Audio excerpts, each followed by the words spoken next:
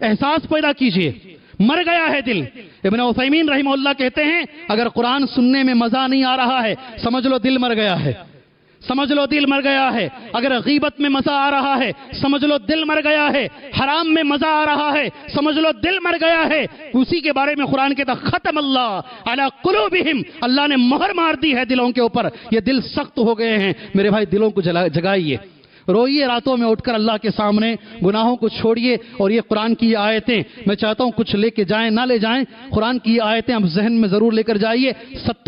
70 پر 1، 70 پر 2، 70 پر 3، 70 پر 4 سورہ المائدہ 70 1 2 3 4 74 تک یہ آخر میں نے اسی لیے رکھی ہیں تاکہ آپ ذہن میں رکھیں گے اور لے کر جائیں گے انشاءاللہ۔ میں آیت پڑھتا ہوں، کلما جاءہم رسول بما لا تہوی انفسہم فریقا کذبوا وفریقا یقتلون وفریقا تقتلون، جب بھی ان کے سامنے کوئی رسول آتے ہیں تو ان کی حالت یہ ہوتی ہے، رسولوں کی ایک جماعت کو ان لوگوں نے تکذیب کی، نہیں مانا، اور رسولوں کی ایک جماعت کو انہوں نے قتل کر دیا۔ ذہن میں رکھو، رسولوں کو انہوں نے قتل کر دیا، رسولوں کو مار دیا، یہ پہلا گناہ ہے۔ دوسرا گناہ آیت نمبر 70 پر 2، لقد کفر الذین قالوا ان اللہ هو المسیح ابن مریم، وہ کافر ہو گئے جو کہتے ہیں اللہ ہی مسیح ہے، اللہ ہی جیسس ہیں، اتنا بڑا گناہ ان کا ہے، سبحان اللہ۔ یہ دوسرا گناہ ہے۔ تیسرا گناہ ہے، اب سبحان لقد کفر الذین قالوا ان اللہ ثالث ثلاثہ، وہ لوگ کافر ہو گئے ہیں جو کہتے ہیں اللہ تین میں سے ایک ہے،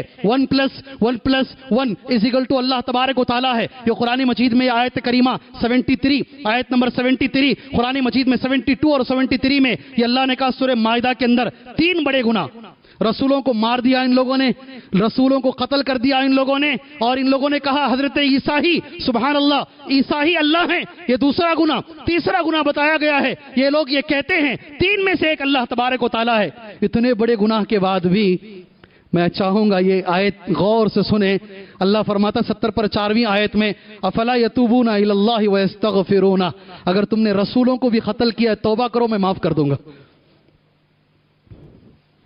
جی، اگر تم نے رسولوں کو قتل کیا ہے، اگر تم نے اللہ کے ساتھ شرک زندگی میں ہیں، ابھی باقی ہیں، سبحان اللہ، توبہ کا وقت ابھی باقی ہے۔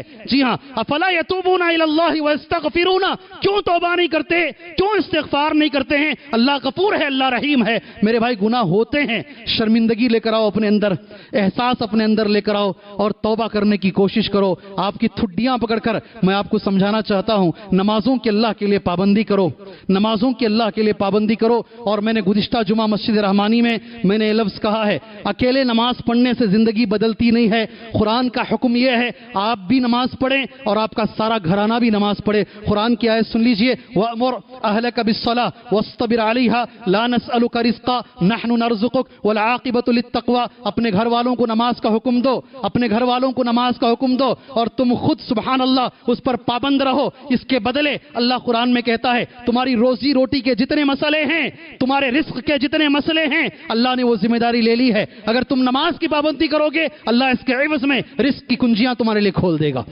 رزق کی کنجیاں قرآن کی آیت کریمہ ہے، سورہ طٰہٰ کی آیت کریمہ ہے، پارہ نمبر 16 کی آیت کریمہ ہے۔ نماز کی پابندی کریں، جھوٹ سے پرہیز کریں، اخلاق اچھے لے کر آئیں، جو گناہ ہو چکے ہیں زندگی کو تبدیل کریں، انشاءاللہ تعالی تبدیل کریں۔ پہاڑ کے برابر بھی کسی کا قرض ہمارے سر پر موجود ہے، دینے کی نیت رکھیں، دینے کی نیت رکھیں۔ اللہ تو گواہ رہنا، اس منبر پر کھڑ کر میں بول رہا ہوں، دینے کی نیت رکھیں۔